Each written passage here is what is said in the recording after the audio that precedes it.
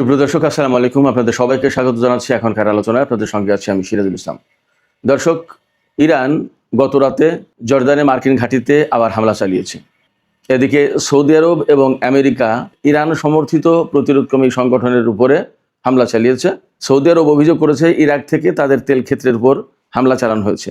এদিকে ইয়েমেনিরা দাবি করেছে তারা সৌদি আরবের সবচেয়ে বড় তেল উৎপাদনকারী প্রতিষ্ঠান তাতে হামলা চালিয়েছে এবং এ কারণে সৌদি আরব ওই তেল ক্ষেত্র থেকে তেল উৎপাদন বন্ধ করে দিয়েছে, যার প্রেক্ষাপটে বিশ্বের তেল সরবরাহের উপর নতুন করে চাপ সৃষ্টি হবে বলে আশঙ্কা করা হচ্ছে। এদিকে মার্কিন প্রেসিডেন্ট ডোনাল্ড ট্রাম্পের সাথে ইসরায়েলের প্রধানমন্ত্রী বেনিয়ামিন নেতানিয়াহুর বৈঠক হয়েছে। বৈঠককে ফলপ্রসূ এবং ইতিবাচক বলেছে হোয়াইট হাউস। এদিকে ইরানের জন্য একটা সুখবর আছে, সেটি হচ্ছে যে ইরান নিজস্ব প্রযুক্তিতে অর্থাৎ একদম অভ্যন্তরীণভাবেই কার্গো বিমান তৈরি করেছে এবং সে কার্গো বিমান আগামী বছরের শুরুর দিকে সার্ভিসে যুক্ত হবে। আরেকটি খবর ছিল, সামাজিক যোগাযোগ মাধ্যমে দেখলাম, মার্কিন একটি ঘাঁটি থেকে একটি হেলিকপ্টার আমেরিকার একজন জেনারেলকে নিয়ে উড়ার কিছুক্ষণ পরেই তাতে ক্ষেপণাস্ত্র হামলা হয়েছে এবং ওই হেলিকপ্টারটি একদম ধ্বংস হয়ে গেছে। সুপ্রিয় দর্শক, এই বিষয়গুলো নিয়েই এখনকার ভিডিওতে আলোচনা করব। আশা করি আপনারা শেষ পর্যন্ত সঙ্গে থাকবেন, আর ভিডিও ভালো লাগলে লাইক কমেন্ট শেয়ার করবেন এবং চ্যানেলটি সাবস্ক্রাইব করে সাথেই থাকবেন। দর্শক, চলুন বিস্তারিত আলোচনা করি। ইরানের আইআরজিসি অর্থাৎ ইসলামী বিপ্লবী গার্ড বাহিনী তারা জর্দানের মুওয়াফাক আল সালতি বিমান ঘাঁটিতে গত রাতে হামলা চালিয়েছে। অন্তত 3টি ব্যালিস্টিক ক্ষেপণাস্ত্র দিয়ে হামলা চালিয়েছে। সেই হামলা সফল হয়েছে না ব্যর্থ হয়েছে এ নিয়ে পরস্পর বিরোধী খবর পাওয়া যাচ্ছে। সামাজিক মাধ্যমে ছড়িয়ে পড়া কিছু ভিডিওতে দেখা যাচ্ছে যে ইরানের এই ব্যালিস্টিক ক্ষেপণাস্ত্র ডাইরেক্ট হিট করেছে মার্কিন সামরিক ঘাঁটিতে, আর আমেরিকা অর্থাৎ সেন্টকম, আমেরিকার যে সেন্ট্রাল কমান্ড সেন্টকম, তারা দাবি করেছে যে না, 3টা ক্ষেপণাস্ত্রই তারা ইন্টারসেপ্ট করেছে। প্রশ্ন আসছে যে জর্দানে এত ইন্টারসেপ্টর পাবে কোথায়? তাদের তো ইন্টারসেপ্টর অনেকটা ঘাটতিতে পড়েছে এবং ব্যাপকভাবে গত কিছুদিন ধরে হামলা চালিয়েছে ইরান, যে সমস্ত হামলা তারা ঠেকাতেই পারেনি এবং প্রচুর ক্ষয়ক্ষতির মুখে পড়েছে। এই অবস্থায় আমেরিকার দাবি সঠিক অর্থাৎ সেন্টকমের দাবি সঠিক নাকি সামাজিক যোগাযোগ মাধ্যমে ছড়িয়ে পড়েছে যে ভিডিও, যাতে দেখা যাচ্ছে ব্যালিস্টিক ক্ষেপণাস্ত্রগুলো ডাইরেক্ট হিট করছে মুওয়াফাক আল সালতি বিমান ঘাঁটিতে, এইটা সঠিক আমরা শিওর হতে পারছি না। তবে গত 4 দিন হামলা বন্ধ থাকার পর ইরান জর্দানে মার্কিন ঘাঁটিতে হামলা চালিয়েছে, জবাবে আমেরিকা কোনো হামলা চালায়নি। এদিকে সৌদি আরব এবং আমেরিকা সম্মিলিতভাবে যৌথভাবে ইরাকের প্রতিরোধকামী সংগঠন হাসদার সাবির উপরে হামলা চালিয়েছে। হাসদার সাবির কয়েকটা অবস্থানে সৌদি আরব বলছে যে এই ইরাক থেকেই অর্থাৎ ইরান সমর্থিত বা ইরানপন্থী এই প্রতিরোধকামী সংগঠনের পক্ষ থেকে সৌদি আরবের তেল স্থাপনায় রকেট হামলা চালিয়েছে। আর ইয়েমেন বলছে বা ইরাকের এই প্রতিরোধকামী সংগঠনগুলোও বলেছে যে তারা কোনো হামলা চালায়নি। ইয়েমেন বলছে যে তারা হামলা চালিয়েছে এবং তাদের হামলায় সৌদি আরবের ওই তেল স্থাপনা ব্যাপকভাবে ক্ষতিগ্রস্ত হয়েছে এবং তেল স্থাপনা থেকে তেল সরবরাহ বন্ধ রয়েছে। এই তেল স্থাপনা থেকে তেল উত্তোলন করে লোহিত সাগরে যে ইয়ানবু বন্দর আছে সৌদি আরবের, এই ইয়ানবু বন্দরে পাঠানো হতো তেল পাইপলাইনের মাধ্যমে। সৌদি আরবের পূর্বাঞ্চলীয় কাতিব প্রদেশ বা আবকাইক অঞ্চল থেকে এই তেল উত্তোলন করে পাইপলাইনের মাধ্যমে দীর্ঘ পথ পাড়ি দিয়ে ইয়ানবু বন্দরে পৌঁছানো হতো। কিন্তু এই ইয়ানবু বন্দরে এখন আর তেল সরবরাহ করা যাচ্ছে না, কারণ মারাত্মকভাবে ক্ষতিগ্রস্ত হয়েছে এই তেল স্থাপনাটি। এটি হচ্ছে সৌদি আরবের সবচেয়ে বড় তেল উৎপাদনকারী স্থাপনা। সৌদি আরব এবং আমেরিকা হাসদার সাবির উপর হামলা চালিয়েছে। কী রকমের ক্ষয়ক্ষতি হয়েছে এটা বিস্তারিত আমি জানতে পারিনি, আশা করছি আমি জানতে পারলে আপনাদেরকেও জানানোর ব্যবস্থা করব। এই হাসদার সাবি এমন একটি সংগঠন যারা কিন্তু ইরাকে যে ISIS এর উত্থান হয়েছিল, যে দায়েশ গোষ্ঠী, এই দায়েশ গোষ্ঠীর বিরুদ্ধে এরা কিন্তু প্রচণ্ডভাবে লড়াই করেছিল। ইরানের কিছু সামরিক উপদেষ্টা ইরাকে ছিল। এই হাসদার সাবে আর ইরাকের সামরিক বাহিনী এরা যৌথভাবে মিলে ISIS দায়েশ গোষ্ঠীর বিরুদ্ধে অভিযান চালিয়েছিল এবং ইরাককে তারাই কিন্তু মুক্ত করেছে। এদিকে ইয়েমেন যেহেতু দাবি করছে, ইয়েমেনের হুতি সমর্থিত সামরিক বাহিনী তারা দাবি করছে যে তারাই সৌদি আরবের ওই তেল স্থাপনায় হামলা চালিয়েছে। তো সেক্ষেত্রে সৌদি আরবের সাথে ইয়েমেনের বর্তমানে যে সংঘর্ষ চলছে, এই সংঘর্ষ যে আরও বিস্তৃত হবে তারই আলামত পাওয়া যাচ্ছে মূলত এই হামলার ভেতর দিয়ে।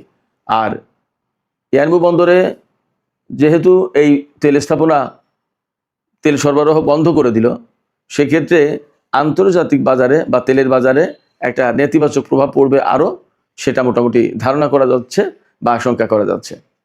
সম্ভবত এই তেল স্থাপনাটা থেকেই প্রতিদিন 5 লাখ ব্যারেল তেল উৎপাদন করা হতো একটা স্থাপনা থেকেই। দর্শক, বহু জল্পনা কল্পনা ছিল নেতানিয়াহুর আমেরিকা সফর এবং ডোনাল্ড ট্রাম্পের সাথে বৈঠকের ব্যাপারে। এরই মধ্যে বৈঠক হয়েছে নেতানিয়াহুর সাথে ট্রাম্পের, এবং ডোনাল্ড ট্রাম্পের পক্ষ থেকে দাবি করা হয়েছে এই বৈঠক ছিল ফলপ্রসূ এবং ইতিবাচক।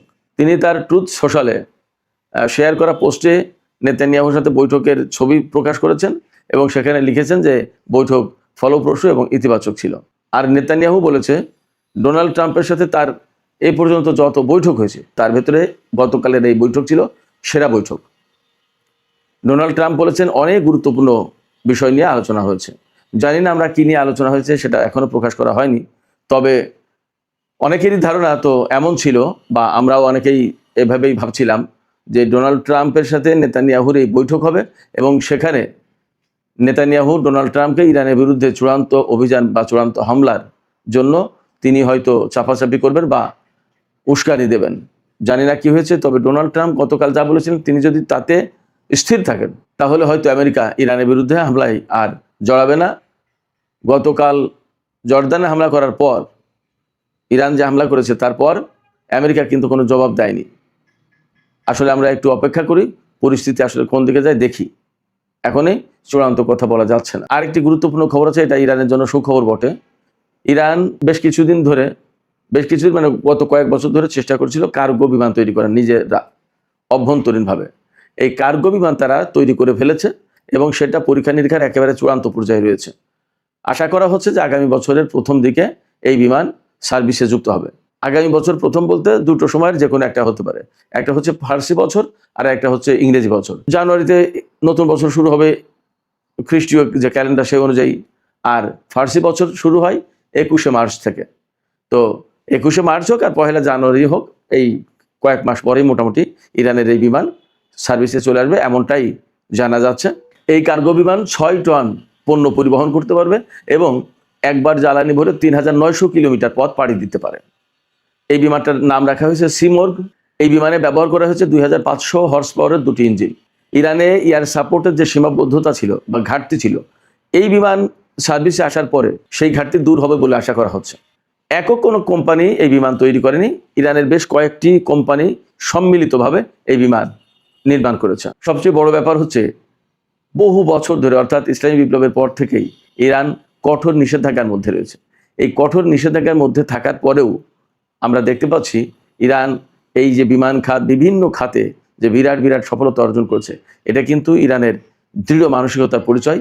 এবং এই নতুন যে কার্গো বিমান যুক্ত হতে যাচ্ছে, এটি নিষেধাজ্ঞা উপেক্ষা করে, নিষেধাজ্ঞাকে অনেকটা ব্যর্থ করে দিয়ে ইরানের এই ডেভেলপমেন্ট, একথা বলতেই হবে। তো সুপ্রিয় দর্শক, এখনকার আলোচনা এখানে শেষ করতে চাইছি। আলোচনা শেষের আগে আপনাদের কাছে জানতে চাই, আপনাদের মতামত জানতে চাই, ইরান এই যে কার্গো বিমান তৈরি করলো এবং আরও বিভিন্ন ক্ষেত্রে তাদের উন্নতি অগ্রগতি দেখেছি আমরা, নিষেধাজ্ঞার ভেতরে থাকার পরেও এই যে উন্নতি, এটা কিভাবে সম্ভব হলো? এটা কি শুধুমাত্র তাদের দেশপ্রেম, ডিটারমিনেশন এটা, নাকি জ্ঞান বিজ্ঞানকে তারা ব্যাপকভাবে চর্চা করেছে তার কারণে তাদের পক্ষে এগুলো সম্ভব হলো? দর্শক, আপনাদের মতামত জানিয়ে কমেন্টে লিখতে পারেন। আর ভিডিও ভালো লাগলে লাইক, কমেন্ট, শেয়ার করবেন এবং চ্যানেলটি সাবস্ক্রাইব করে সাথেই থাকবেন। আপনাদের সবাইকে অনেক অনেক ধন্যবাদ। আল্লাহ হাফেজ।